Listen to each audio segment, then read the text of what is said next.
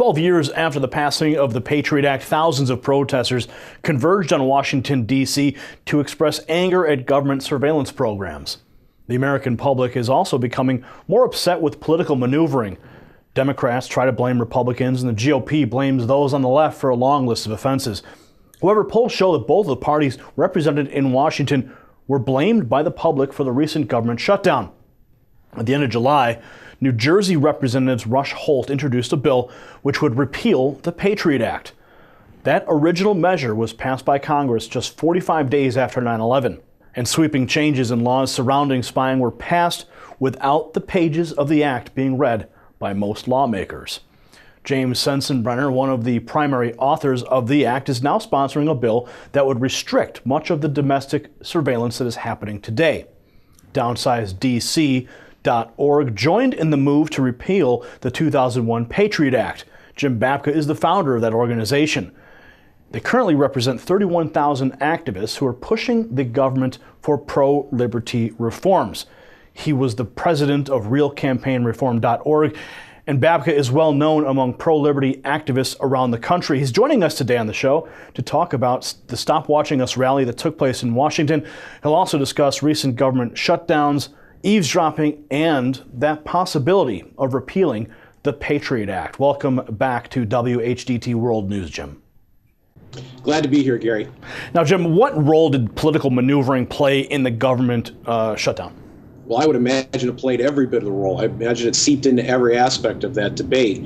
And in fact, I think it even explains why it concluded the way it did. I observed before this debate even started, when everybody was anticipating that would happen, that the posture of both the political parties was very, very different. The Democrats really believed, they were relishing this fight. They really, truly believed that they were going to come out stronger and better for having engaged in it. The Republicans thought that they were doing some kind of duty or heavy obligation to some part of their caucus, that they had to appease some portion of their base, and that this was their solemn duty to go into this, take the licking that they were going to get. And that, to me, told me who was going to win. If you got the guy that's confident, cocksure, he's more than likely going to beat the guy that's already beat himself before he's entered the race. And so I think politics seeped through this thing from start to finish and describe the motivations there. But we shouldn't be totally discouraged about that, because the fact that the Republicans felt that they had to have this fight is a step in the right direction. It's an indication that there's a lot of people who wanted this fight, who believed it was time to start to draw the line. There weren't quite enough yet to get it done, but there were a lot of people that wanted. And the final piece of evidence was that 144 members of the House still voted against the final resolution of the bill. Now, Jim, why did the Republicans finally decide to step up and draw the line in the sand? What is the driving force behind that? Boy, Gary, I'm so glad you asked that question, because too often people are expecting something that a radio host friend of mine calls testicular fortitude, that the politicians themselves are going to have a spine or do the right thing. And we should never be relying on this. That's not who politicians are by their nature. What matters is what the people think, what the people want, what they desire. So clearly we have managed to make the size of an expense of the federal government an issue. People have begun to understand the impact of the deficit on their personal finances, the national debt, what it's going to mean down the road to entitlements and a whole host of things. People are awakening to these things and beginning to understand it. What they're understanding more than anything is that both parties have contributed to the problem, and that both parties have made the mess that we have right now, and that this mess is serious, that we're involved in wars we don't need to be involved with, that we're bailing out companies, large corporations, that they are in bed with this government, and that the American people are getting taken advantage of. And so that awakening is what made it possible. And I think that we need to continue to feed that. And I think even this shutdown helped do that. Even though some people are saying it's a loss for the Republicans, I think it's a win for the country. Well, yeah, that's what I want to ask you. Who profited, or who came out on top in the shutdown?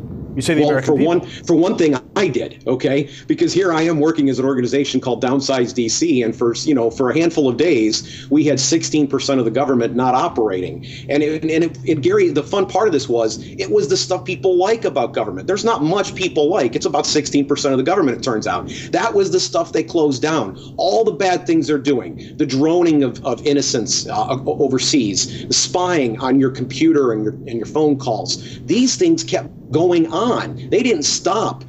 Those were considered essential government functions. The ones that they do to kind of keep good relations with you, the parks and the monuments and so forth, those things were considered non-essential and were shut down. And if we really go and look at how that whole thing was handled, people got a real good civics lesson. And I think we all benefited from that civics lesson. I think we're all better informed of what the true nature of the state is after this. And I'm really pleased to see it. Now we have elections coming up in 2014. What will be the effects of the government shutdown, the posturing, and of course we know they've only kicked the can down the road, and there's going to be another debate in January about the shutdown again. So with the elections coming up, how is all this posturing going to affect? I think it's too soon to tell, and I'm not even really sure that we should be too concerned about it. I think the Republicans are not going to go down this road again. And probably one of the sad things about this particular tale is that they did a shutdown in the mid-1990s, and then Speaker Newt Gingrich put on a temper tantrum about where he was seated on the presidential airplane on a trip over to Israel for a state funeral. And that killed the Republican initiative then. This time there was a true lack of strategy and desire to win this battle on the part of the Republican leadership. They were just simply following through on an obligation. And I think they're going to take these two examples and say going forward, shutdown strategy didn't work. We didn't do what we needed to do. I don't think this was very masterfully played, and I think it could have been played. I think it could have been an object lesson to the American people. Listen, the mainstream media is not on the side of a shutdown. They were doing everything they could to try to make the Republicans in this particular case look bad. And if we're honest with ourselves, the Republicans weren't asking for much, especially at the end. They really were not. And so the idea that this was somehow or their fault was and this is what the Republicans were expecting, was something that was cast by the media. But you can win the media to your favor, first of all, by turning to alternative news streams. And they didn't do enough of this. They didn't work news streams, great news streams like the one you offer, to try to get their message out. And second, they didn't try to create the conflicts necessary. In the early days of the shutdown, when they were closing down World War II memorials, Republicans were doing as much damage to the Democrats at that moment as vice versa. And the Democrats couldn't continue to hold on to that fight if it would have continued to hurt them as bad as their initial stumblings did over things like World War II memorials. So they needed to create the conflicts and frame the debates, but they simply were not driving the issue. I think the last thing I would say about this election thing, and the thing that matters most, is the people who are watching this right now, if you're going to pick one vote you're going to look back at, it's going to be the one that closed this whole debate. Who voted to have a continuing resolution to continue to January and say, we're just going to kick this can down the road? We wasted all this effort and this energy on the shutdown and accomplished nothing, zero for it. Those are the people that you should hold accountable at election time. Now, with the fact that Americans are holding both Democrats and Republicans responsible, will that help smaller political parties, independents, in this next cycle, do you believe? Unfortunately, no. And what a lot of people don't understand is the impediments that are put in place. I'm sitting here talking to you from Ohio right now. Our Republican legislature does not want a libertarian challenger to the Republican governor, who, despite the fact that we have a constitutional amendment passed by the voters of the state through a statewide resolution, they said we won't play any role in Obamacare. You cannot mandate that that any Ohioans have to buy health insurance. So our Republican governor did an end around and has created a Medicaid, alternative. And he's trying to set up his partnership with the federal government through Medicaid to bring Obamacare in the state of Ohio. This makes him vulnerable even within his own party to some degree, and they want to do everything they can to keep the Libertarian Party off the ballot. So they are initiating new ballot access laws, taking the Libertarian Party off the ballot more than likely for the first time in more than 3 elections. I think it might even be 4. And this is a big, big barrier. It's the very first barrier or hurdle that every party has to come over. And then there are several more barriers if they manage to get over that ballot access hurdle.